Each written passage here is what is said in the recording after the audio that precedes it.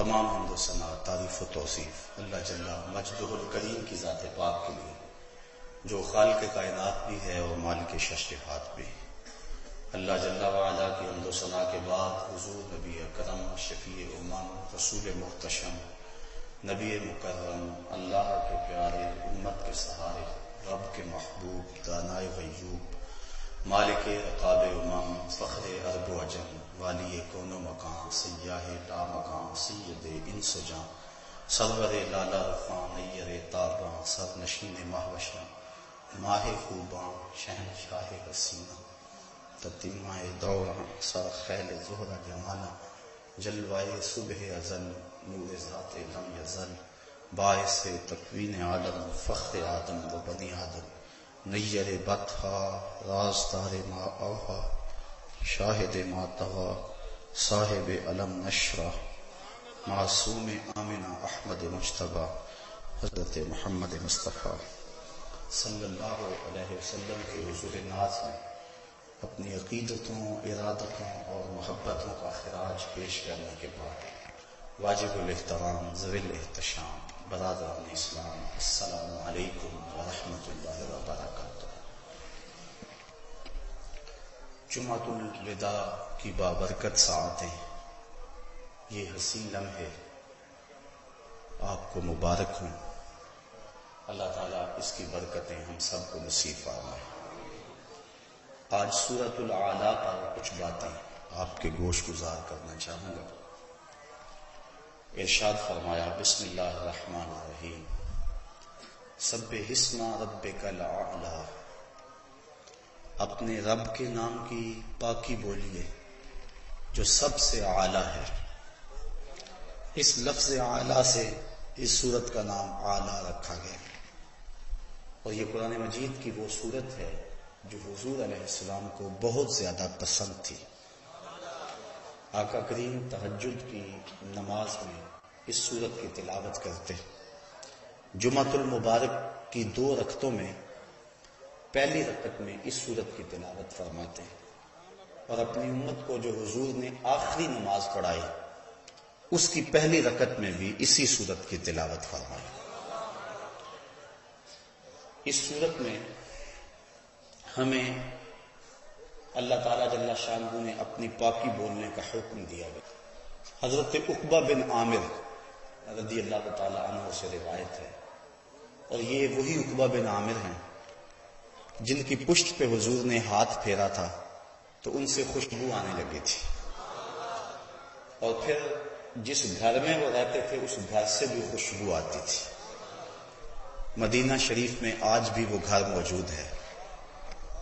اب وہ گھر کچا تو نہیں، پکا ہو گیا، لیکن خوشبو متواتر آج بھی اس گھر سے آ رہی ہے۔ حضرت عقبہ بن عامر رضی اللہ تعالی عنہ روایت کرتے ہیں کہ ہم نماز کے اندر جب سجدہ کرتے تو یہ تسبیح پڑھتے، اللہم لک سجدت، اے اللہ ہم تیرے لیے سجدہ کیا۔ لیکن جب یہ صورت نازل ہوئی تو حضور نے ارشاد فرمایا، اجعلوها فی سجودکم، اس کو اپنے سجدوں کی تسبیح بنانا۔ تو یہ جو سبح اسم ربک الاعلی ہے، اس سے یہ تسبیح ہے سبحان ربی الاعلی۔ بلکہ حضرت عمر فاروق رضی اللہ تعالی عنہ جب اس سورت کی تلاوت کرتے تو بعد میں سبحان ربی الاعلی ضرور پڑھتے۔ اس نے کہا، آپ اس کو اس سورت کا جز سمجھتے ہیں؟ کہا نہیں، جز نہیں سمجھتا۔ جس طرح سورہ فاتحہ میں آمین کہا جاتا ہے، میں اس میں سبحان ربی الاعلی کہتا ہوں، اور میں خود نہیں کہتا، یہ مسنون ہے، حضور نے بھی کہا تھا۔ تو یہ سورت قرآن مجید کی وہ سورت ہے جو حضور کو بہت پسند تھی، تو میں نے آج کی اس نشست میں آپ کے لیے سورت کی تلاوت کی۔ اللہ تعالیٰ جل شانہ میری زبان پہ کلمۃ الحق جاری فرمائے۔ حکم ہوا سبح، پاکی بولیے، ہر کجی، کمی، نقص اور کمزوری کی اللہ سے نفی کیجیے، اس کی تنزیہ بیان کیجیے، ہر سو سے، ہر نقص سے۔ حضرت طلحہ سے روایت ہے اس کا مفہوم کہ تنزیہ عن کل سوء، ہر نقص اور کمزوری سے اللہ کی پاکی، یہ سبحان کا مفہوم ہے۔ سبح، تسبیح بولیے، کس کی؟ اسم رب کا، اپنے رب کے نام کی۔ الاعلی جو سب سے اعلیٰ ہے، بزرگ و برتر ہے. اور یہ تسبیح ہم سجدے میں بولتے ہیں جب ہماری حالت یہ ہوتی ہے کہ انتہائی ذلت کے مرتبے پہ ہوتے ہیں. انسان کا سب سے ذلت کا مرتبہ سجدہ ہے. سجدے سے بڑھ کر انسان کی تذلیل نہیں ہو سکتی. اقصی غایت التذلل، سب سے زیادہ، کیونکہ انسان کے اشرف اعضاء سر میں ہیں. سوچنے کی قوت دماغ سر میں، دیکھنے کی قوت آنکھیں سر میں، بولنے کی قوت زبان سر میں، سونگنے کی قوت ناک سر میں، اور سر اس کے درد پہ. اور زبان پہ کیا ہے؟ سبحان ربی الاعلی، مالک دیکھ مجھ سے ذلیل کوئی نہیں، تجھ سے اعلیٰ کوئی نہیں. اگر سجدے کے مفہوم کو بندہ اچھی طرح سے سمجھ لے تو پھر سجدے سے سر اٹھا کر اکڑ اکڑ کے چل نہیں سکتا. اس نے یہ کہا تھا سبحان ربی الاعلی، مالک اعلیٰ تو ہے. اگر وہ نماز سے آگاہ ہو گیا ہوتا، سجدے کی روح سے آشنا ہو گیا ہوتا، سورہ ماعون کے اندر اللہ تعالیٰ نے ارشاد فرمایا سو خرابی اور نمازیوں کے لیے جو اپنی نماز سے ہی آگاہ نہیں، انہیں پتہ ہی نہیں کہ ان کی نماز انہیں کیا سکھا رہی ہے، ان کی نماز انہیں کیا بتا رہی ہے، انہیں علم ہی نہیں ہے اس بات کا. تو یہ تسبیح ہے نماز کی. اس صورت سے فرمائے لے لو اور اپنے سجدوں میں اس کو تسبیح بنا لو. تو اپنے رب کی تسبیح بولیے جو سب سے اعلیٰ ہے. تو جو سب سے اعلیٰ ہے اس کا حق ہے کہ تم اس کی تسبیح بولو، لیکن صرف یہ نہیں کہ وہ سب سے اعلیٰ ہے، الذی خلق کا، اس نے تمہیں پیدا بھی کیا. ماں نے بیٹے کو جنم دیا ہے اور اتنے حق ہیں کہ ساری زندگی بھی ان کی خدمت میں کمر بستہ رہے. ماں باپ کے حق بندہ ادا نہیں کر سکتا. ایک شخص نے اپنے کندھوں پہ اٹھا کے اپنی ماں کو طواف کعبہ کروایا. پھر حضور کی خدمت میں عرض پرداز ہوا، حضور میں نے کیا اپنی ماں کا حق ادا کر دیا؟ فرمایا تو اس کی ایک مسکراہٹ کا بدلہ بھی نہیں دے سکا. ماں جب ہنس کے بولتی ہے لگتا ہے جنت کی ساری کلیاں کھل اٹھی. اولاد پر اتنے حق ہے ماں باپ کے کہ ساری زندگی بھی اولاد لگی رہے، حق ادا نہیں ہو سکتے. توجہ چاہوں گا، ماں کو اولاد کے اوپر اتنے حق کیوں ہیں؟ اس لیے کہ ماں نے اولاد کو جنم دیا. جس نے جنم دیا اس کو اتنے حق ہیں، جس نے خلق کیا اس کے کتنے حق ہیں، جس نے تخلیق کیا اس کے کتنے حق ہیں. تو کہا تم اس کو سجدہ کرو. کیوں؟ الذی خلق کا، اس نے پیدا کیا. فسوا، پیدا کرنے کے بعد تمہاری نوک پلک بھی سنواری ہے، تمہیں یوں ہی نہیں چھوڑ دیا. والذی قدر فہدی، اور وہ اللہ جس نے ہر شے کی مقدار مقرر کی ہے، تمہارے ہر عضو کی مقدار مقرر کی ہے، تمہارے جسم کو توازن دیا ہے. اگر دو ٹانگوں میں سے ایک ٹانگ تھوڑی سی چھوٹی کر دی جاتی تو تم چلنے میں کتنی دقت محسوس کرتے، تمہاری چال کتنی بے ڈھنگی ہوتی. تمہارے دو ہاتھوں میں سے ایک ہاتھ کا سائز کم کر دیا جاتا تو بتاؤ تم کیسے لگتے. تمہارے چہرے پہ دو چراغ رکھے اس نے آنکھوں کے، ایک آنکھ کو چھوٹا بنا دیا جاتا، ایک کو بھاری بنا دیا جاتا، تو بتاؤ تمہاری حالت کیا ہوتی. تمہارا چہرہ بگڑتا کہ نہ بگڑتا؟ تم منہ چھپاتے پھرتے کہ نہ چھپاتے پھرتے؟ تو اس نے تمہیں پیدا بھی کیا، تمہاری نوک پلک بھی سنواری، تمہیں حسن بھی دیا، اور تمہاری مقدار اور اندازہ رکھ کے تمہیں بنایا، اور تمہارے اعضاء کو اعتدال بخشا، تمہیں حسن دیا. فہدا، اور پھر تمہیں ہدایت کا نور بھی عطا فرمایا. سب کچھ ہوتا تمہارے پاس، چراغ ہدایت نہ ہوتا. بندہ 6 فٹ کا جوان ہے بھی بڑا سونا، لیکن دماغ کام نہیں کر رہا، تو کس کام کا؟ اس نے تمہیں عقل کا چراغ دیا، تمہیں فطری اور جبلی ہدایت دی. یہاں سے مراد جبلی اور فطری ہدایت مراد ہے. جب بچہ پیدا ہوتا ہے تو اسے پتا ہوتا ہے کہ میرا دودھ کہاں ہے. وَهَدَيْنَاهُ النَّجْدَيْنِ، اللہ فرماتا ہم نے دونوں گھاٹیاں اس کو دکھا دی. پیدا ہوتے ہی ماں کی چھاتیوں کی طرف لپکتا ہے. یہ فطری اور جبلی ہدایت ہے جو ہم نے اس کو عطا فرمائی. ایک ہدایت ہے جو انبیاء کے ذریعے اللہ نے عطا فرمائی، وہ بھی ایک ہدایت کی صورت ہے. لیکن اس سے قبل بھی انسان کو پتا ہے اچھائی کیا ہے اور برائی کیا ہے، یہ میرے لیے اچھا ہے، یہ میرے لیے برا ہے. یہ کوئی نہ بھی بتائے، مذہب نہ بھی تلقین کرے، پھر بھی بندے کو پتا ہے. کسی کو تھپڑ مارنا بری بات ہے، اچھا کام نہیں ہے، یہ کس کو نہیں پتا. دیوار رکھتے ہوئے ہمسائے کے 2 انچ دبا لے تو یہ اچھا کام نہیں ہے. نہ بھی کوئی بتائے، یہ پتا انسان کا ضمیر بتائے گا. یہ پتا انسان کو کہ کسی پہ ظلم کرنا، زیادتی کرنی اچھی بات نہیں ہے. تو یہ فطرت کے اندر رکھا گیا ہے. حضور علیہ السلام سے گناہ کے بارے میں پوچھا گیا نا، تو میں ما حاک فی صدرک، جو تیرے سینے میں کھٹ کے. اور تو ڈرے کہ لوگ اس پہ مطلع نہ ہو جائیں، فرمایا وہ گناہ ہے۔ اور ایک اور روایت، حضرت وابصہ رضی اللہ تعالی عنہ ایک صحابی تھے، حضور کی مجلس لگی ہوئی ہے، وہ آ کے بیٹھ گئے۔ آداب مجلس بھی یہی ہے کہ جہاں جگہ ملے وہاں بیٹھ جاؤ، لوگوں کی گردنیں پھلانگ کر آگے آنے سے روکا گیا۔ صدر مجلس کو اختیار ہے، وہ کسی حکمت کے تحت کسی کو آگے بلانا چاہے تو وہ بلا سکتا ہے۔ جب حضور تشریف فرما ہوں پھر صدر مجلس اور کون ہو سکتا ہے؟ تو حضور جلوہ فراز تھے، حضرت وابصہ پیچھے آ کے بیٹھ گئے۔ حضور نے فرمایا ادنو یا وابصہ، وابصہ دور بیٹھ گئے ہو، قریب آ جاؤ۔ حضور نے قریب کیا۔ حضرت وابصہ کہتے ہیں میں اتنا قریب ہوا کہ میرے گھٹنے حضور کے گھٹنوں سے چھونے لگے، اس قدر مجھے حضور نے اپنے قریب کر لیا۔ تو جب میں اتنا قریب ہو گیا تو حضور نے فرمایا وابصہ کوئی سوال پوچھنے آئے ہو؟ میں نے عرض کیا حضور کوئی سوال پوچھنے آیا ہوں۔ کہا وابصہ جو تم پوچھنے آئے ہو تم پوچھو گے یا میں ہی بتا دوں کیا پوچھنے آئے ہو؟ ڈٹھے برق قرآن دے پھول سارے، تیری شان جیا نہیں کوئی ہور ڈٹھا، تیری شان دا کرے مقابلہ جیڑا ان عاشقاں اصلی چور ڈٹھا۔ کوئی نور آکھے کوئی بشر آکھے، پیندا رات دنے ایہو شور ڈٹھا، اللہ والیاں گل مکا دیتی تساں ہور ڈٹھا اساں ہور ڈٹھا۔ تم پتہ نہیں کس کی بات کرتے ہو۔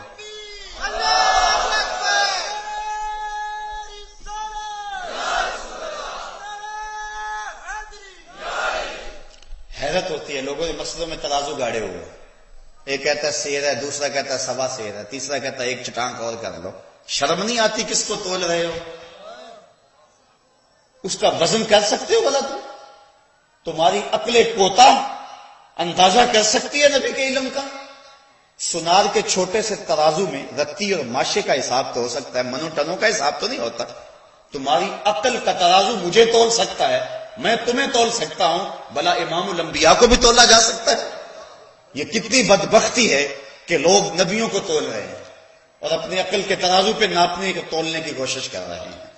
کہا وابصہ جو پوچھنے آئے ہو تم پوچھو گے یا میں ہی بتا دوں کیا پوچھنے آئے ہو؟ عرض کی حضور اگر آپ بتا دیں پھر تو کمال ہو جائے۔ فرمایا سنو، تم خیر اور شر کے بارے میں پوچھنے آئے ہو، اچھائی کیا ہے اور برائی کیا ہے، یہی تمہارا سوال ہے نا؟ عرض کی حضور ہاں یہی میرا سوال ہے۔ کہا اس کا سوال مجھ سے لینا ہے یا اپنے آپ سے لینا ہے؟ عرض کی حضور اگر جواب آتا ہوتا تو سوال ہی کیوں بنتا؟ اب سنیے لفظ حدیث کے، فَضَرَبَ عَلَى صَدْرِهِ فَقَالَ اسْتَفْتِ مِنْ قَلْبِكَ۔ حضور نے حضرت وابصہ کے سینے پہ ہاتھ مارا، فرمایا وابصہ اس دل سے پوچھ لے، یہی مفتی بیٹھا ہوا ہے اندر، یہ تجھے بتا دے گا کہ خیر کیا ہے اور شر کیا ہے۔ تو انسان کے اندر سے ہی آواز آتی ہے کہ خیر کیا ہے اور شر کیا ہے۔ کوئی فتویٰ نہ بھی دینے والا ہو، یہ اندر کا مفتی فتویٰ دیتا ہے کہ یہ اچھائی ہے یہ برائی ہے، تو یہ وہ فطری اور جبلی ہدایت ہے جو اللہ تعالیٰ نے انسان کو ودیت کی ہوئی ہے، کوئی نہ بھی بتائے۔ بلکہ علماء نے لکھا کہ اللہ نے یہ تو ہدایت جانوروں کو بھی دی ہوئی ہے۔ اس کی مثال یہ جب مرغی کڑک بیٹھتی ہے نا، احتجاج کرتی ہے کہ میں اب انڈے نہیں دوں گی بلکہ انڈے لاؤ میرے نیچے رکھو، تو اس کو کہتے ہیں مرغی کڑک بیٹھ گئے، تو اس کے نیچے انڈے رکھے جاتے ہیں۔ اور آپ جانتے ہیں بالخصوص دیہاتوں کے رہنے والے کہ جو بطخ ہے وہ کڑک نہیں بیٹھتی، بطخ کے بچے حاصل کرنے کے لیے بھی انڈے مرغی کے نیچے رکھنے پڑتے ہیں۔ پھر مرغی 21 دن تک ان انڈوں پہ توجہ دیتی ہے، اپنے سینے کی حرارت پہنچاتی ہے۔ 21 دن کے بعد ان مردہ انڈوں میں زندگی آ جاتی ہے۔ یہاں رک کر کے ایک جملہ کہوں گا اور آپ کی توجہ بھرپور چاہوں گا۔ ایک مرغی مردہ انڈوں پہ اپنے سینے کی توجہ دے تو ان انڈوں میں جان آ جاتی ہے، اور اگر شیخ کامل اپنے مرید کے بیضۂ دل پہ توجہ دے تو وہاں آثار زندگی کیوں نمودار نہیں ہو سکتے، وہاں زندگی کیوں نہیں آ سکتی ہے؟ تو 21 دن کے بعد انڈے جب ٹوٹے پھٹے تو نتیجہ فطرت کے مطابق بطخ کے انڈوں سے بطخ کے بچے اور مرغی کے انڈوں سے مرغی کے بچے۔ اب بطخ کے بچوں نے اپنی ماں نہیں دیکھی، جو سیکھنا ہے سمجھنا ہے تربیت لینی ہے وہ مرغی سے لینی ہے۔ اب پہلے تو گھر والوں نے مرغی کو بچوں سمیت باہر نہیں جانے دیا، چھوٹے ہیں بچے، کوا مضبوط نہیں ہے، کوئی کوا اچک لے گا، کوئی چیل اٹھا کے لے جائے گی۔ لیکن جب پر پرزے نکلے، گھر والے سمجھے کہ اپنی قوت مدافعت ان کے اندر پیدا ہو گئی ہے، انہوں نے اجازت دے دی، مرغی اور بچوں سمیت گھر سے باہر نکال دیا۔ گلی کراس کی، آگے کھلا میدان آیا، آگے جوہر تھا، چھپڑ پانی کا۔ جب اس کے کنارے پہنچے تو مرغی کے بچے آگے بڑھنے کی ہمت نہیں کر رہے، لیکن بطخ کے بچوں نے نہ آؤ دیکھا نہ تاؤ دیکھا، چھلانگ لگائی اور پانی میں تیرنے لگے۔ مرغی نے تو بتایا نہیں، کسی اور کو تیرتے دیکھا نہیں، جو کچھ سیکھا بطخ کے بچوں نے مرغی سے سیکھا، ماں اپنی کو ملے نہیں۔ بطخ کے بچوں کو کس نے بتایا کہ تم پانی میں ڈوبو گے نہیں، تیرو گے، یہ تمہارا بازیچہ ہے، تمہارے کھیلنے کی جگہ ہے؟ کس نے بتایا بطخ کے بچوں کو؟ اللہ فرماتا ہے والذی قدر فہدی، وہ رب ہے یہ چراغ ان کے سینے میں جس نے جلایا ہے روشن کر دیا۔ تو یہ فطری ہدایت ہے جو جانوروں کے سینے کے اندر بھی رکھی ہے۔ اس عنوان سے امام غازی نے بڑا کچھ لکھا ہے، اور بھی کئی مفسرین میں دیکھ رہا تھا لیکن وقت نہیں ہے، کہ اللہ تعالیٰ نے جانوروں کے اندر یہ ہدایت رکھی ہے، تو وہ فطری ہدایت بھی دی۔ پہلے پیدا کیا، پھر نوک پلک سنواری، پھر مقدار مقرر کی، پھر ہدایت کا چراغ رکھا۔ والذی اخرج المرعی، اور اس نے زمین کی کوک سے سبز چارہ نکالا۔ جب کسان بیج ڈال کر اوپر سے سہاگا چلا کے پانی دے دیتا ہے تو وہ زمین اتنی ٹھوس ہو جاتی ہے، اگر اس میں انگلی ڈالے تو انگلی آپ کے نیچے نہیں جائے گی، لیکن وہ نرم کمپل، اس کو ہاتھ لگائیں آپ کے ہاتھ کے مس کرنے سے مرجھا جائے، اتنی نرم اور گداز۔ لیکن وہ زمین کا سینہ چیر کر باہر کیسے آ گئی؟ کہا یہ خود نہیں آئی، کوئی اس کو نکالنے والا ہے۔ والذی اخرج المرعی، وہ اللہ ہے جس نے اس سبز چارے کو زمین کی کوک سے باہر نکالا۔ اور اس پر بھی رک کر بہت کچھ کہا جا سکتا ہے۔ گندگی کے ڈھیر پہ گلاب کا بیج ڈال دو، اور گندگی کے ڈھیر پہ اگنے والے گلاب کے پھول سے خوشبو آئے گی، بدبو نہیں آئے گی۔ گندگی کے ڈھیر پہ اگا ہے، خوشبو کس نے پیدا کی؟ کہا تمہارے رب نے پیدا کی۔ اللہ اکبر۔ والذی اخرج المرعی فجعلہ غثاء احوا، پھر اسی کو سبز اور سیاہ کر دیا، سیاہ اور خشک کر دیا۔ ایک تو مفسرین نے یہ معنی بیان کیا، اور ایک نے گہرا سبز کر دیا، یعنی جب سبزہ اگتا ہے اور بارش مناسب ہوتی ہے اور خوب اس کو پانی ملتا ہے تو پھر وہ اتنا سبز ہو جاتا ہے کہ سیاہی مائل ہو جاتا ہے، یعنی پہلے وہ سبز تھا پھر سیاہی مائل ہو گیا۔ اور دوسرا معنی اس کو خشک اور سیاہ کر دیا، یعنی اب وہ توڑی بن گیا، اب وہ بوسا بن گیا۔ وہ خشک توڑی تمہارے جانور کھاتے اور دودھ دیتے۔ تو یہ کون کر رہا ہے؟ یہ تمہارا رب ہے جو یہ سب کچھ کر رہا ہے۔ یہ سب کچھ بیان کرنے کے بعد اللہ تعالیٰ ارشاد فرماتا ہے سنقرئک فلا تنسیٰ، اے محبوب تیرا رب تجھے ایسا پڑھائے گا تم بھول نہیں سکو گے۔ جو زمین کی کوک سے سبزہ اگا سکتا ہے، جو بطخ کے بچے کے اندر شعور عقل رکھ سکتا ہے، جو انسان کو چراغ ہدایت دے سکتا ہے، تو کیا محبوب جو امام الانبیاء ہے، جو میرا محبوب ہے، کیا میں اس کو علم نہیں عطا کروں گا؟ سنقرئک فلا تنسیٰ، ایسا پڑھاؤں گا محبوب تم بھول نہیں پائے گے۔ سنقرئک، ایسا پڑھائیں گے، اس سے مراد قرآن مجید ہے، اور حضور کو قرآن مجید بغیر مشقت کے حفظ ہوا ہے۔ حافظ کو یاد کرنا پڑتا ہے، تکرار کرنا پڑتا ہے، لیکن بغیر محنت کے حضور علیہ السلام کو مشقت کے یاد ہو گیا۔ بلکہ جب قرآن نازل ہوتا حضور جلدی جلدی زبان کو حرکت دیتے۔ اللہ تعالیٰ منع فرما دیا لا تحرک بہ لسانک، محبوب کیوں جنبش کرتے ہو، زبان کو کیوں حرکت دیتے ہو، کیوں پریشانی اختیار کرتے ہو؟ جس رب نے دل میں اتارا ہے وہ زبان پہ بھی لے آیا۔ تو حضور علیہ السلام کو قرآن کے حفظ میں مشقت نہیں اٹھانا پڑی، یہ اللہ تعالیٰ نے محبوب کے سینے میں القاء کر دیا۔ اور صرف قرآن ہی نہیں، یہ بات بھی ذہن میں رکھیں، کچھ لوگ یہاں رک جاتے ہیں اور آگے نہیں بڑھتے۔ نسائی شریف کی روایت اٹھائیے، حضور نے فرمایا انما اوتیت القرآن ومثلہ معہ، جتنا علم قرآن میں ہے مجھے اتنا علم اور بھی عطا فرمایا گیا۔ تو یہ حضور کے سینے کی وسعت ہے۔ اللہ فرماتا ہے سنقرئک فلا تنسیٰ، ایسا پڑھائیں گے کہ آپ کبھی بھول نہیں پائیں گے، الا ما شاء اللہ، ہاں اگر اللہ چاہے تو۔ علماء تفسیر لکھتے ہیں یہ استثناء واقعی نہیں ہوا، اللہ نے چاہا ہی نہیں کہ جو محبوب پڑھ چکے وہ بھول جائیں، جو پڑھا دیا سو پڑھا دیا۔ انہ یعلم الجہر وما یخفی، بے شک جو تم ظاہر کرتے ہو اور جو مخفی ہے، جاہر اور مخفی جو کچھ ہے وہ جانتا ہے۔ یہ اللہ کی شان یہ ہے کہ اس کی نظر سے کوئی شے پوشیدہ نہیں۔ انہ، بے شک وہ اللہ، یعلم الجہر، جو لوگ ظاہر کرتے ہیں اسے بھی دیکھتا ہے، وما یخفی، اور جو مخفی کرتے ہیں وہ بھی دیکھتا ہے، جو تم کھلے میدانوں میں کرتے ہو وہ بھی دیکھتا ہے، جو ہوٹلوں کے بند کمروں میں کرتے ہو وہ بھی دیکھتا ہے۔ جو تم گھر کی چار دیواری میں کرتے ہو وہ بھی دیکھتا ہے، جو میلوں ٹھیلوں میں کرتے ہو وہ بھی دیکھتا ہے، جو تم خلوت اور تنہائی میں کرتے ہو وہ بھی دیکھتا ہے، اور جو تم جلوت اور مجلس میں کرتے ہو وہ بھی دیکھتا ہے، جو تمہارا خیال بھٹکتا ہے وہ بھی دیکھتا ہے، اور جو تمہاری نظر بہکتی ہے وہ بھی دیکھتا ہے۔ اِنَّهُ يَعْلَمُ الْجَهْرَ وَمَا يَخْفَى، مت سمجھو کہ تمہارا رب ہمیں دیکھ نہیں رہا۔ اور یہ یقین اور یہ عقیدہ اگر جم جائے اور دل کی تہوں میں اتر جائے تو گناہ کرنا مشکل کیا ناممکن ہو جاتا ہے۔ ساتوں دروازے بند ہیں، بت کے اوپر بھی موٹا کپڑا ڈال کر زلیخا بولی ہے تا لک، یوسف اب آ جاؤ نا، اب تو کوئی نہیں دیکھ رہا۔ تو یہی عقیدہ تھا جس نے روشنی دی۔ قال معاذ اللہ، کہا اللہ کی پناہ چاہتا ہوں، تو موٹا کپڑا ڈال کر بت سے چھپ گئی اور دروازے بند کر کے لوگوں سے چھپ گئی، میرا خدا تو ساتویں کوٹھڑی میں بھی دیکھ رہا ہے۔ پھر اتنی روشنی برسی، اتنے اجالے اترے کہ گناہ کا تصور بھی محال ہو گیا۔ تو یہ یقین کہ میرا مالک مجھے دیکھ رہا ہے انسان کے لیے گناہ کو مشکل نہیں ناممکن بنا دیتا ہے۔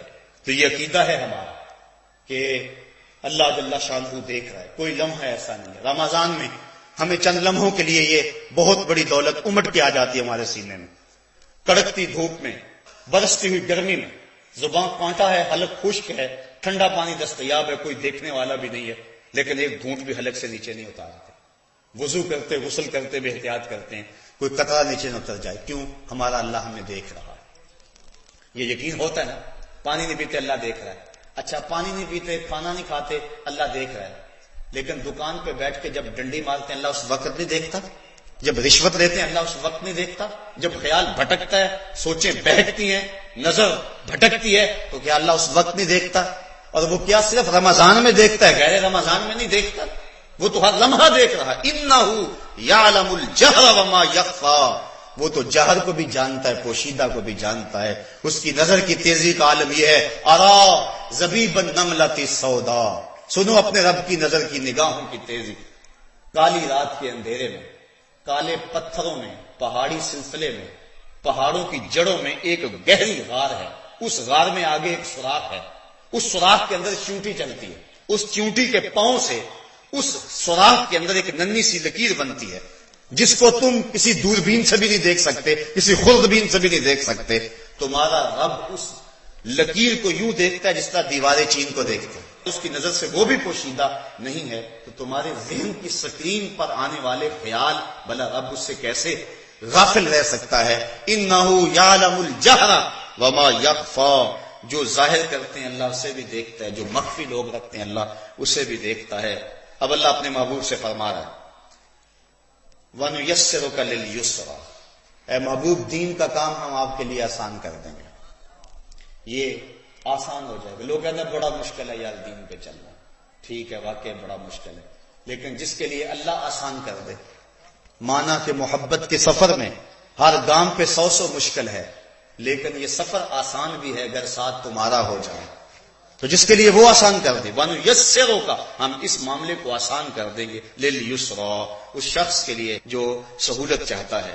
فَذَكِّرْ إِن نَفَعَتِ الذِّكْرَى، آپ نصیحت کرتے جائیے، نصیحت تاکہ فائدہ دے۔ بعض نے ان شرطیہ مانا اور بعد میں جو ہے ایک جملے کو حذف مانا ہے، ان نفعت الذکر، اگر نصیحت نفع دے یا نہ دے، دونوں صورتوں میں آپ نصیحت کرتے جائیں، یہ نصیحت کے عمل کو نہ چھوڑیں۔ اور بعض علماء کہتے ہیں نصیحت ہر صورت میں نفع دیتی ہے، اس کو کوئی قبول کرے یا نہ کرے نصیحت فائدہ بخش ہوتی ہے۔ اگر کوئی قبول کرے تو فریقین کا بھلا ہو جائے گا، نصیحت کرنے والے کو بھی فائدہ ہوگا، جس کو نصیحت کی گئی ہے اس کو بھی فائدہ ہوگا۔ لیکن اگر کوئی نصیحت قبول نہیں کرتا تو جس نے نہیں قبول کی اس کو تو فائدہ نہیں ہوا، جس نے کی اس کو تو فائدہ ہوا نا۔ اس لیے نصیحت فائدہ ضرور چھوڑتی ہے۔ اور دوسری بات یہ ہے کہ اتنا جو ہے وہ جلد بازی کی ضرورت نہیں ہوتی ہے، پتھر پہ روز قطرہ گرتا رہے تو ایک دن پتھر میں بھی سوراخ ہوتا ہے۔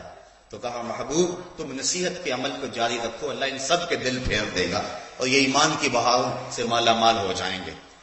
فذکر، آپ نصیحت کرتے چلے جائیں، ان نفعات الذکر، بعض نے اس کو ان شرطیہ مانا اور آگے کوئی حذف نہیں جو ہے وہ مانا، اور یہ صورت ہے مکی، تو وہ کہتے ہیں اس کا مانا ہے محبوب ان کو نصیحت کریں اگر یہ نصیحت قبول کریں، اور اگر یہ نصیحت قبول نہیں کرتے چھوڑ دیں ان کو، مدینے والے تیری راہیں تک رہیں۔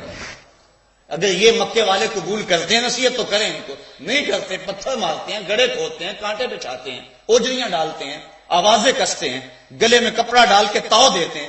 محبوب اگر یہ نہیں قبول کرتے چھوڑ دیں ان کو۔ مدینے والے تیری راہوں میں طالع البدر علینا کے گجرے لیے کھڑے ہیں اور تیری راہوں میں منتظر ہیں، آپ ان کو چھوڑیں اور مدینے والوں کو نصیحت کریں۔ محبوب جو ہی تیرے لبوں سے لفظ نکلیں گے ان کے دلوں میں اترتے چلے جائیں گے۔ فذکر نفعت الذکریٰ سیذکر من یخشی، جس کے سینے میں خشیت کا نور ہے ان قریب وہ تیری نصیحت کو قبول کر لے گا۔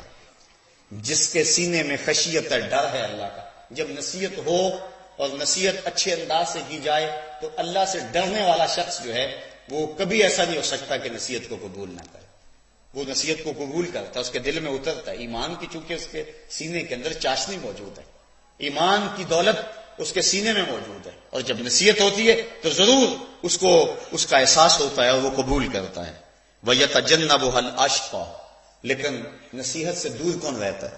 نصیحت کو قبول کون نہیں کرتا؟ اشقا، جو ازلی بدبخت ہے، جو شقی ہے، اس کے سامنے جتنی مرضی نصیحت کرو وہ قبول نہیں کرے گا، سارا قرآن بھی پڑھ دو وہ قبول نہیں کرے گا۔ محبوب تو ساری زندگی ان کے سامنے اپنے لیل و نہار گزار دے وہ قبول نہیں کریں گے، چاند کو 2 ٹکڑے بھی کر دے وہ قبول نہیں کریں گے، سورج کو عصر کے وقت بھی پلٹا کے لیا وہ قبول نہیں کریں گے، اس کے اپنے ہاتھ میں کنکر کلمہ پڑے پھر بھی قبول نہیں کریں گے۔ تو وہ شقی ہے، بدبخت ہے کہ جو اتنا کچھ دیکھنے کے باوجود بھی قبول نہیں کرے گا۔ اچھا وہ قبول نہیں کرے گا تو چھوٹ جائے گا؟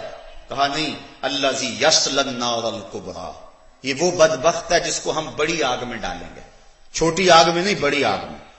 حضور علیہ السلام نے جبریل سے پوچھا کہ مجھے جہنم کے عذابوں میں جو سب سے ہلکا عذاب ہے اس کی کیفیت سناؤ۔ تو جبریل نے عرض کی حضور احون، جو سب سے ہلکا عذاب ہے اس کی کیفیت یہ ہے کہ جہنمی کے پاؤں میں آگ کے جوتے رکھے جائیں گے، باقی سارا بدن آگ سے سلامت ہوگا، صرف پاؤں میں جوتے رکھے جائیں گے۔ تو پھر اس کی گرمی اتنی ہوگی، یاغلی منہما دماغہ، دماغ کھولنے لگے گا اور پگھل کے ناک اور کانوں کے راستے سے باہر آ جائے گا۔ یہ سب سے ہلکے عذاب کی کیفیت ہے۔ جو سخت عذاب ہیں ان کی کیفیت کیا ہوگی؟ حضور نے فرمایا کہ میں نے میکائیل کو کبھی ہنستے ہوئے نہیں دیکھا۔ جبریل کیا ماجرا ہے؟ تو جبریل امین نے عرض کی حضور جب سے جہنم بنا ہے اس وقت سے میکائیل کبھی بھی نہیں مسکرائے گا۔ تو وہ کتنا سخت ہے۔ الذی یصلی النار الکبریٰ، اس کو بڑی آگ کے اندر ڈالا جائے گا۔ کون؟ جو نصیحت کو قبول نہیں کرتا، قرآن کو پس پشت ڈال دیتا ہے۔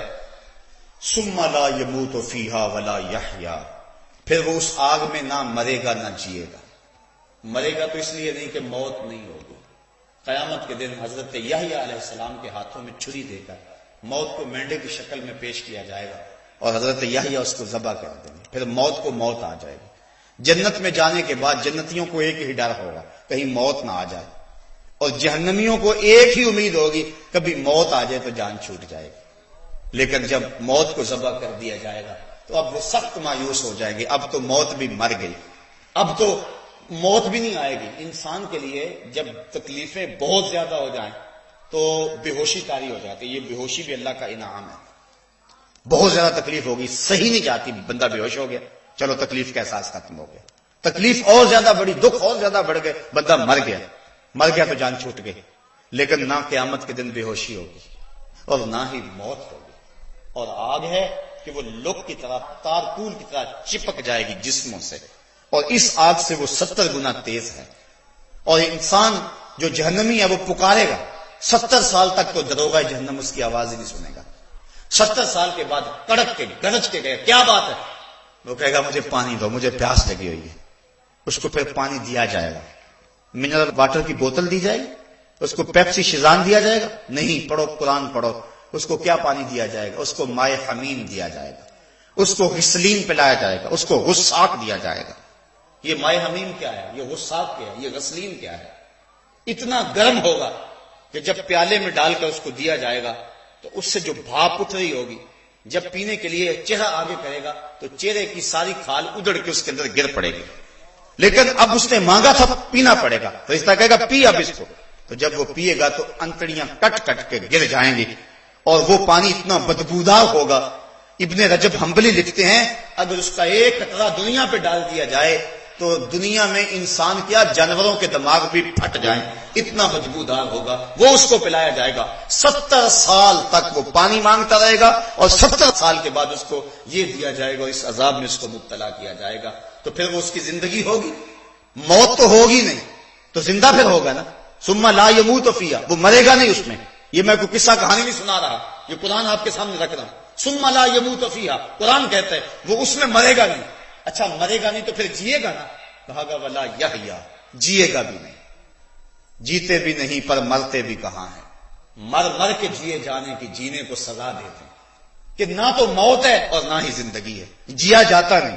آگے بھی آگ، پیچھے بھی آگ، دائیں بھی آگ، بائیں بھی آگ، اوپر بھی آگ، نیچے بھی آگ، اور آگ بھی اتنی گرم کہ جلسا دے، اور جسم کی کھال 70 گز موٹی کر دی جائے گی تاکہ عذاب کی تکلیف زیادہ سے زیادہ اس کو سہنی پڑے، اور ایک ایک دانت احد پہاڑ جتنا بنا دیا جائے گا. یہ شکل چھین لی جائے گی. یہ محمدی صورت ہے. جہنم میں جانے والا اس شکل میں نہیں جائے گا. وہ بڑی خوفناک شکل ہوگی. جو لوگ اس شکل سے جہنم میں جائیں گے پھر دائیں بائیں آگ جلس رہی ہوگی، اور ایسی ایسی وادیاں ہیں جن وادیوں سے جہنم بھی پناہ مانگتی ہے. اس میں پھر کوئی جینا ہوگا. ولا یحییٰ، کہا جیے گا بھی نہیں. مرے گا اس لیے نہیں کہ موت نہیں ہوگی، اور جیے گا اس لیے نہیں کہ وہ کوئی جینا ہوگا. قد افلح من تزکا، یہ تو ان کی کہانی تھی جنہوں نے رب کے حکموں کو توڑا، جس نے قرآن کی نصیحت کو قبول نہ کیا، جس نے دین کی پرواہ نہ کی. حضور سدائے دل نواز دیتے رہے، حضور کے قریب نہ آئے، لیکن وہ لوگ قد افلح من تزکا، وہ کامیاب ہو گیا جس نے اپنے من کو ستھرا کر لیا. حسد، بغض، کینہ، کفر، شرک، نفاق، یہ ساری بیماریاں کھرچ دی اور اپنے اندر کو ستھرا کر لیا، پاکیزہ ہو گیا، صاف اور ستھرا اپنے من کو اس نے خوبصورت بنا لیا. قد افلح، وہ شخص کامیاب ہوا، وہ شخص مراد کو پہنچا. کون؟ من تزکا، جس نے اپنا تزکیہ نفس کیا، جس نے اپنے باطن کی صفائی کی، باطن کی صفائی کی. باہر تو بڑا سوال کے رکھا، کلف لگے کپڑے بھی پہنے، ایک داغ بھی لگ گیا تو کپڑے اتار دیے، ایک جو ہے وہ تریز بھی ٹوٹ گئی تو جو ہے وہ دوبارہ کپڑے کہا کہ نہیں یہ میرے لیے مناسب نہیں، میں نے بڑی عالی نصب دعوت میں جانا ہے، بڑا اہتمام کیا، اپنی داڑھی بھی رگڑ کے مونڈی کہ میں ذرا اچھا لگوں. کیا کچھ نہ کیا اس ظاہر داری کے لیے. کبھی من کے گند بھی دیکھے کہ اندر گند کتنے ہیں، اندر کتنی غلاستیں بھری ہوئی ہیں، اندر کتنی جو ہے وہ نجاستیں بھری ہوئی ہیں. بغض اندر، حسد اندر، کینہ اندر، نفرتوں کے بیج اندر اگے ہوئے ہیں، اور وہ ایسے شجر بنے ہوئے ہیں کہ اس کے کانٹوں سے اندر زخمی ہو گیا ہوا ہے. تو کہا قد افلح، کامیاب ہوا، من تزکا، جس نے اپنا تزکیہ کیا، اپنے باطن کی صفائی کی. اچھا باطن کی صفائی کیسے پتا چلے گا؟ وَذَكَرَ اسْمَ رَبِّهِ، جس کا اندر صاف ہوگا اس کے لبوں پہ رب کا نام ہوگا. وَذَكَرَ اسْمَ رَبِّهِ، اپنے رب کا نام جپا، اپنے رب کا نام پڑھا، اللہ کی صدائے دل نواز لگائی. صوفیہ فرماتے ہیں جب کوئی بندہ ایک مرتبہ کہتا ہے اللہ تعالیٰ اس کی طرف نظر رحمت سے دیکھتا ہے اور اس کے 70 گنا جل کے راکھ ہو جاتے ہیں. تو جس نے اپنے من کو ستھرا کیا، جس نے اپنے اندر کی صفائی کر لی، وَذَكَرَ اسْمَ رَبِّهِ فَصَلَّى، اور اس نے نماز پڑھی، سجدے میں سر جھکا دیا. جو اس کا بندہ ہوگا وہ تکبر اور غرور میں نہیں پھرے گا، وہ اپنی پیشانی کو اس کے حضور جھکائے گا. وہ کہتا ہے اس نے مجھے پیدا کیا، اس نے مجھے تخلیق کیا، اس نے مجھے عزت دی، اس نے مجھے جوانی دی، اس نے مجھے صحت دی، اس نے ہواؤں کے مشکیزے میرے نتنوں کے قریب رکھ دیے، اس نے وافر پانی مجھے دی، آسمان کی چھت تان دی، زمین کا فرش بچھا دیا، کتنا کچھ میرے مالک نے مجھے عطا کیا. تو کیسے ہو سکتا ہے کہ میں اس کے حضور سجدہ بھی نہ کروں، اس کے حضور اپنی پیشانی کو بھی نہ رکھوں؟ اس شخص سے بدبخت اور کون ہو سکتا ہے کہ جو اپنے رب کو بھی نہیں پوچھتا. یارو صبح کے وقت جب صدا آتی ہے نا اللہ اکبر کی، تو چڑیاں بھی جاگ اٹھتی ہیں، گھونسلوں سے پرندے بھی نکلتے ہیں اور وہ بھی اللہ پکار رہے ہوتے ہیں. کتنا بدبخت ہے وہ شخص کہ چڑیاں تو اللہ کر رہی ہیں اور وہ اشرف المخلوقات ہونے کے باوجود لمبی تان کے سویا ہوا ہے. اٹھو اور اپنی زندگی کو گناہوں سے پاک کر کے اپنی پیشانیوں کو سجدوں کی آبرو دو. وہ پیشانی جو اللہ کے حضور جھکتی ہے کل قیامت کے دن چمکتی ہوگی، اس کے نور اور اس کے اجالوں سے پورے محشر کے اندر روشنی ہو رہی ہوگی. تو کہا قد افلح من تزکا، پاک وہ ہوا کہ جس نے اپنے نفس کا تزکیہ کیا. وذکر اسم ربہ، اور اپنے رب کا نام جپا. حضور فرماتے ہیں ذاکر اللہ فی الغافلین کشجرۃ الخضراء فی وسط الحشیم، غافلوں میں اللہ کا ذکر کرنے والا ایسا ہے جس طرح سوکھی سڑی گھاس کے اندر کوئی شجر سایہ دار ہوتا ہے، جو پوزیشن وہاں اس درخت کی ہے، ذکر کرنے والے کی کیفیت اس انداز سے ہے، فصلا اور نماز پڑھی، اللہ کے حضور سجدہ ریز ہو گیا۔ حضرت سلمان فارسی رضی اللہ تعالی عنہ اور حضرت ابو عثمان رضی اللہ تعالی عنہ یہ دونوں سفر پہ جا رہے تھے۔ راستے کے اندر ایک درخت آیا جس کی شاخیں لٹک رہی تھی، خزاں کا موسم تھا، پتے زرد ہو گئے تھے۔ حضرت سلمان نے ایک شاخ کو پکڑا اور جھٹکا دیا، جتنے بھی پتے تھے وہ گر گئے اور شاخ برہنہ ہو گئی۔ حضرت ابو عثمان سے مخاطب ہو کر کہا حضرت سلمان نے، عثمان تو نے مجھے پوچھا نہیں کہ میں نے اس شاخ کو جنبش کیوں دی ہے؟ انہوں نے کہا حضرت آپ بتا دیں کہ آپ نے اس کو جنبش کیوں دی؟ کہا سنو، میں ایک دن حضور کے ساتھ جا رہا تھا، سفر میں تھا، ایسے ہی ایک درخت آیا، اس کی شاخ جھکی ہوئی تھی، پتے لٹک رہے تھے، زرد ہو گئے تھے، حضور نے پکڑا جھٹکا دیا، میں منظر کو دیکھ کے معزوز ہوتا رہا۔ حضور نے فرمایا اے سلمان تو نے مجھے پوچھا نہیں کہ میں نے ایسا کیوں کیا؟ میں نے بھی یوں ہی عرض کی حضور آپ ارشاد کر دیں آپ نے ایسا کیوں کیا؟ تو حضور نے فرمایا سلمان جس طرح میں نے شاخ کو جھٹکا دیا اور کوئی پتا باقی نہیں رہا، جب بندہ نماز کے لیے کھڑا ہو جاتا ہے کوئی گناہ باقی نہیں رہتا۔ وَذَكَرَ اسْمَ رَبِّهِ فَصَلَّى، اپنے رب کا نام اس نے جپا اور نماز پڑھی۔ بل تؤثرون الحیات الدنیا، کہا تم تو دنیا کی زندگی کو ترجیح دیتے ہو، یہ انسان کی کمزوری بیان فرمائے، دنیا کی زندگی کو ترجیح دیتے ہو۔ حضور میں مجھے اس بات کا کوئی ڈر نہیں ہے کہ میرے بعد تم شرک کرو گے، یہ بخاری شریف کی روایت ہے، پتہ نہیں لوگوں کو کیوں فکر ہے کہ امت مشرک ہوگی۔ حضور فرماتے ہیں لست اخاف ان تشرکوا من بعدی، مجھے کوئی ڈر نہیں ہے کہ میرے بعد تم شرک کرو گے، میری امت شرک پہ جمع نہیں ہو سکتی، مجھے اس بات کا ڈر ہے کہ میرے بعد تم دنیا دار بن جاؤ گے۔ اور آج ہماری کانوں تک بلکہ سر تک دنیا ہو گئی، ہماری زندگی کا مقصد ہی دنیا ہو گیا، کماؤ جمع کرو، عجیب چکر دوڑ لگی ہوئی ہے، صبح ہوتی ہے شام ہوتی ہے۔ وہ کیا کہا تھا اکبر الہ آبادی نے، کیا بتائیں احباب کیا کارنامائیاں کر گئے، بی اے کیا، نوکر ہوئے، پینشن ملی اور مر گئے۔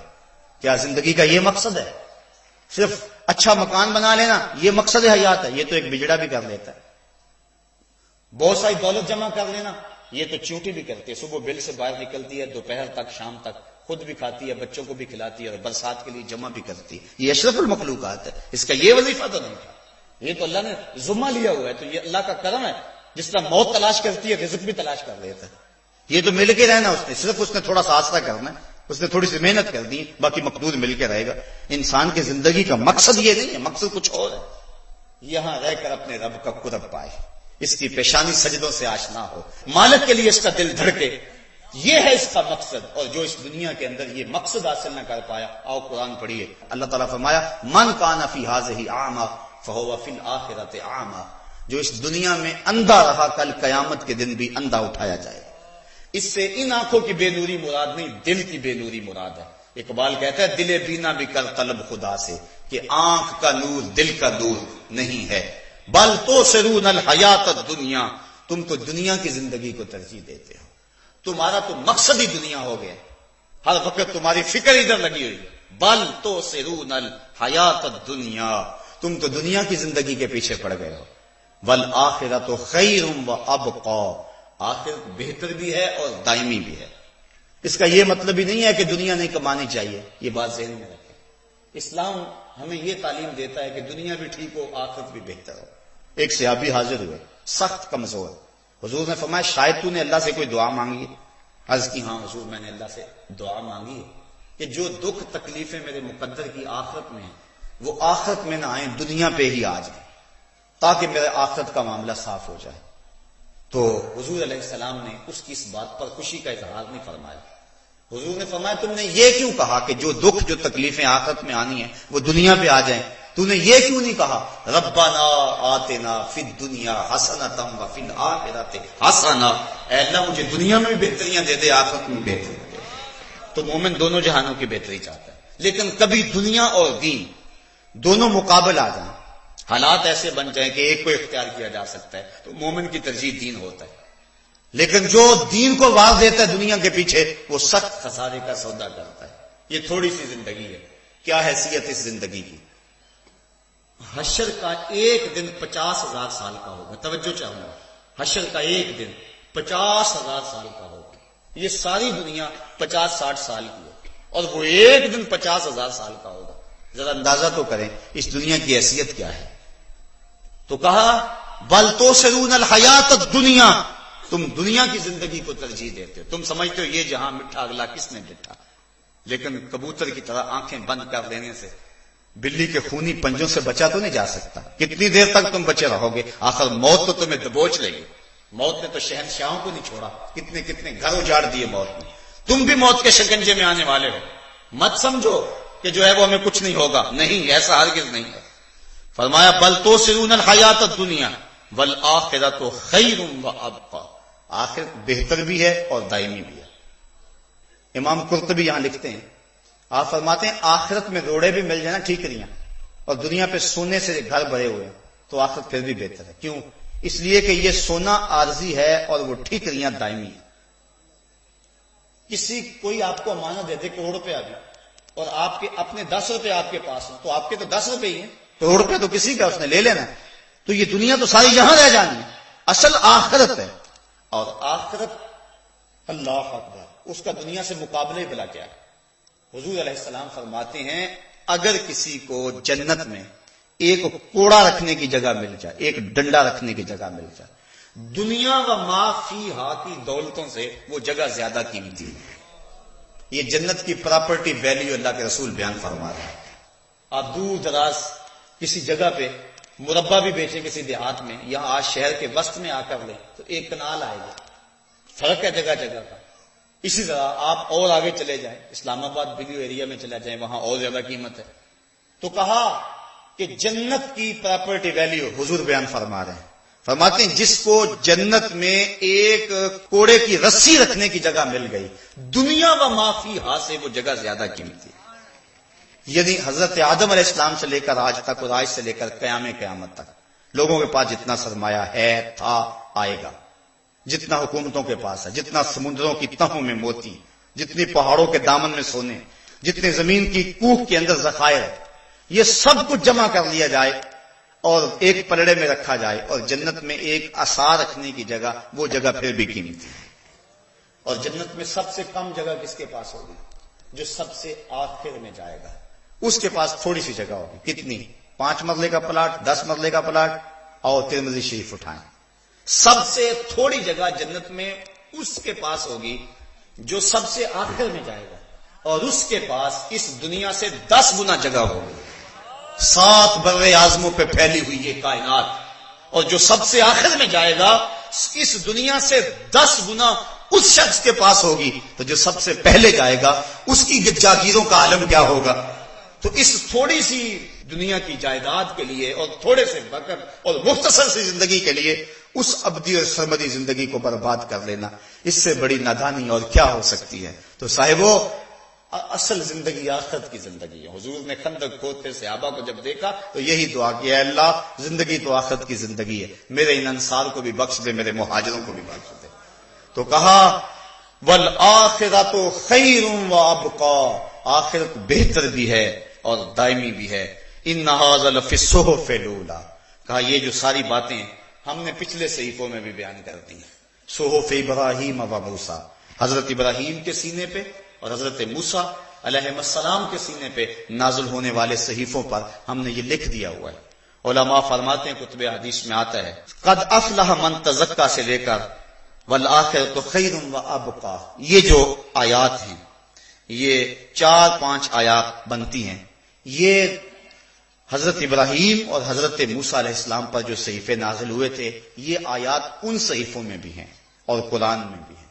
یہ ہم نے جنت کا پراپرٹی ریٹ اور ویلیو جو ہے، ہم نے صرف تمہیں نہیں بتایا، تم سے پہلی امتوں کو بھی بتایا ہوا ہے کہ وہ بڑی بہتر جگہ ہے، اس میں کوئی پلاٹ لے لو، اس میں کوئی جگہ خرید لو، وہی اصل جگہ ہے. یہ دنیا کی ساری جگہ تو ختم ہو جانی ہے، تمہارے مرنے کے فوراً بعد ترکہ بن جانا ہے، پھر تو قمیض بھی پھاڑ کے اتارتے ہیں. میاں صاحب فرماتے ہیں، جنہ لئی تو پاپ کمائے اج کتنے نہیں تیرے کر دے، جاندی واری ڈرونا بنیو تے ہاتھ نہیں لاندے ڈر دے. جاندی واری ڈرونا بنیو تے ہاتھ نہیں لاندے ڈر دے، جنہ لئی تو پاپ کمائے اج کتنے نہیں تیرے کر دے. کہاں گئے وہ سارے؟ تو اصل وہ ہے جو تم آگے بھیج چکے ہو، وہی تمہارا سرمایہ ہے، وہی تمہارا اثاثہ ہے۔ تو کہا ان ھذا لفی الصحف الاولی، یہ پہلے صحیفوں میں بھی ہم نے لکھ دیا ہوا ہے، صحف ابراہیم و موسیٰ، حضرت ابراہیم کے اور حضرت موسیٰ علیہ السلام کے اوپر نازل ہونے والے صحیفوں کے اندر لکھ دیا گیا ہے۔ اللہ عمل کی توفیق عطا فرمائے۔ اور آج کی اس نشست کے اندر میں یہ بھی گزارش کروں گا کہ جہاں آپ بہت ساری دعائیں کرتے ہیں، کل انشاءاللہ شب قدر کی پرنور ساعتیں آنے والی ہیں، ہمارے بھی انشاءاللہ مرکز میں عشاء تا سحر پروگرام ہر سال ہوتا ہے، آپ تشریف بھی لائیں۔ تو باقی بھی جگہوں پہ جہاں جہاں بھی آپ کو موقع میسر آئے آپ شمولیت کریں۔ تو جہاں بہت ساری آپ دعائیں کریں تو اپنے ملک اور وطن کے لیے دعا کرنا نہ بھولیں۔ اس وقت ملک جس نازک صورتحال میں ہے، کوئی بھی درد دل رکھنے والا شخص جو ہے وہ ایسا نہیں ہے جو سخت پریشان نہ ہو۔ اس وقت ملک کی سالمیت اور ملک کا استحکام اور ملک کی آبرو کو سخت خطرات لاحق ہیں۔ اور وہ مجھے روایت یاد آ رہی ہے کہ حضور علیہ السلام نے فرمایا کہ قرب قیامت میں میری امت پہ لوگ اس طرح ٹوٹ پڑیں گے، یہود و نصارہ، جس طرح بھوکے بھیڑیے جو ہیں وہ بکری کے اوپر ٹوٹ پڑتے ہیں۔ اس وقت کابل، کندھار، قلعہ جنگی، دشت لیلا، تورا بورا، تکریت، موصل، بغداد، القدس، کشمیر، فلسطین، صومالیہ، آذربائیجان، چچینیا، کہاں کہاں ہم ظلم اور جبر کی چکی میں نہیں پس رہے، اور اب پاکستان کی طرف وہ بری نظریں اور نگاہیں جمی ہوئی ہیں اور پاکستان کو ہر صورت اس قوت سے محروم کر دینا چاہتی ہیں جو قوت پاکستان کی بہت بڑی دولت ہے۔ پاکستان کا ایٹمی قوت ہونا ان کی نظروں میں سخت کھٹک رہا ہے اور ہمارے لیے یہ سخت پریشانی کا باعث ہے۔ ہم اپنی حکومتوں کو بھی کیا کہیں، بڑے سخت کمزور یہ لوگ ہیں۔ ہم نے خود ہی منتخب کیا تھا، سب کچھ ہوا، لیکن کوئی امید کی راہ، کوئی کرن نظر نہیں آ رہی۔ بلکہ میں نے تو چند دن قبل کہا تھا کہ ہم نے پھولوں کی آرزو کی تھی، آنکھوں میں موتیا اتر آیا۔ اس وقت جو صورتحال ہے، ہماری حکومت بڑا زوردار بیان دیتی ہے تو یہ دیتی ہے ہم پاکستان پہ کسی کو حملہ نہیں کرنے دیں گے، کسی کو اجازت نہیں دیں گے۔ اور میاں تم سے اجازت مانگتا کون ہے؟ وہ تو روز حملہ کر رہے ہیں، تم کہتے ہیں ہم اجازت نہیں دیں گے۔ وہ روز 4 میزائل داغ رہے ہیں پاکستان میں اور پاکستان کی فضائی حدود کی خلاف ورزی ہو رہی ہے، تم کہتے ہو ہم اجازت نہیں دیں گے۔ ہاں، اس موقع پہ میں پاک افواج کو سلام پیش کرتا ہوں، بالخصوص جو ہے وہ جنرل کیانی جو ہے اس کا کردار کچھ نکھر کے سامنے آ رہا ہے۔ دعا کریں اللہ اس کی حفاظت فرمائے۔ اور ملک کے اندر اور بھی کچھ لوگ ہیں جو وطن کے خیر خواہ ہیں، مختلف جگہوں پہ، مختلف اداروں میں اور مختلف حساس اداروں کے اندر بیٹھے ہوئے ہیں، ان کی جان کو شدید خطرات لاحق ہیں اور دشمن چاہتا ہے کہ ان کو ہم مٹا دیں۔ اللہ کرے ان لوگوں کو اللہ اپنی رحمتوں کا حصار دے دے اور ان کو زندگی اور صحت عطا فرمائے اور ہماری افواج کو قوت دے اور اپنے اس اصل مقصد کی طرف جو اس پاک فوج کا مقصد ہے اس کی طرف لوٹے اور جبر و ظلم کی آنکھوں میں آنکھیں ڈال کر کے بات کرے۔ اللہ میرے وطن کی بہاریں سلامت رکھے۔ ہزاروں ماؤں نے اپنی ممتا بری گودیاں اس سبز حلالی پرچم پہ نچھاور کرتی تھی۔ وہ منظر تاریخ کب بھول سکتی ہے جب ماں کی گود سے بچہ چھینا جاتا ہے اور اس کے پیٹ کے اندر خنجر پھونپا جاتا ہے، پھر کرپان پہ چڑھا کے، نوک پہ چڑھا کے اس کو بلند کیا جاتا ہے۔ ماں آنسو نہیں بہاتی بلکہ کہتی ہے پاکستان کا مطلب کیا، لا الہ الا اللہ۔ آج وہ ماں تڑپ رہی ہوگی، آج وہ ماں بھی رو رہی ہوگی۔ آج پاکستان کو جس مقصد کے لیے حاصل کیا تھا، نصف صدی سے زائد عرصہ بیت گیا، پاکستان میں وہ مقصد حاصل نہ ہو پایا۔ وہ کیا کسی نے کہا تھا کہ بن گئے تن کے نشیمن کے قفس کی تیلیاں، بن گیا کیا چلے تھے ہم کیا بنانے کے لیے، کیا اسی لیے تقدیر میں چنوائے تھے تن کے، بن جائے نشیمن تو کوئی آگ لگا دے۔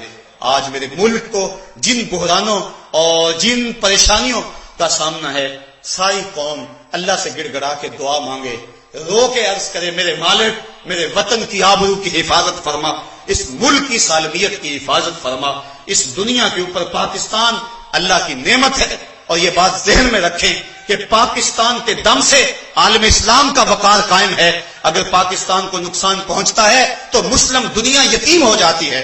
ہمیں وہ وقت بھی یاد ہے جب سلطنت عثمانیہ ٹوٹی تھی اور بغداد لٹا تھا، اس وقت پوری امت یتیم ہو گئی تھی۔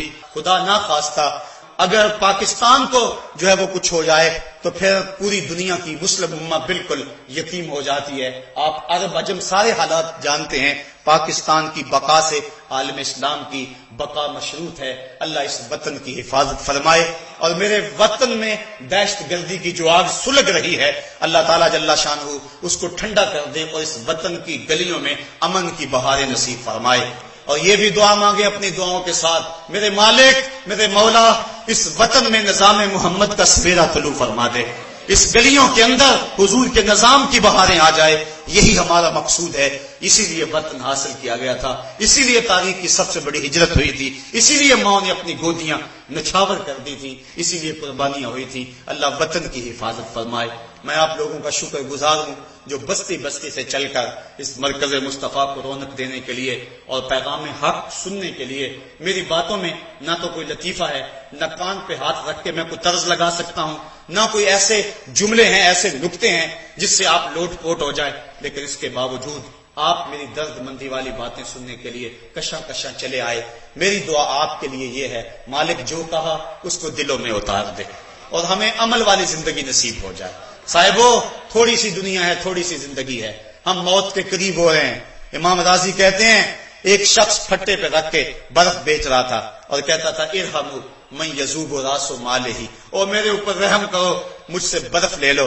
اگر تم نے برف نہ لی تو برف تو کسی گاہک کا انتظار نہیں کرے گی, برف تو پگھل جائے گی. میں نے کمائی کیا کرنی ہے, جو پیسے لگائے ہیں وہ بھی لٹ جائیں گے. میرے پہ رحم کرو, مجھ سے برف لے لو.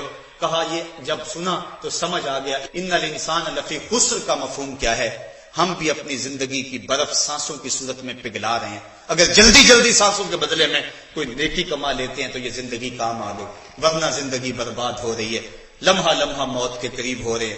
گنتی جب الٹی شروع ہو جائے تو کام جلدی زیرو پر پہنچ جاتا ہے.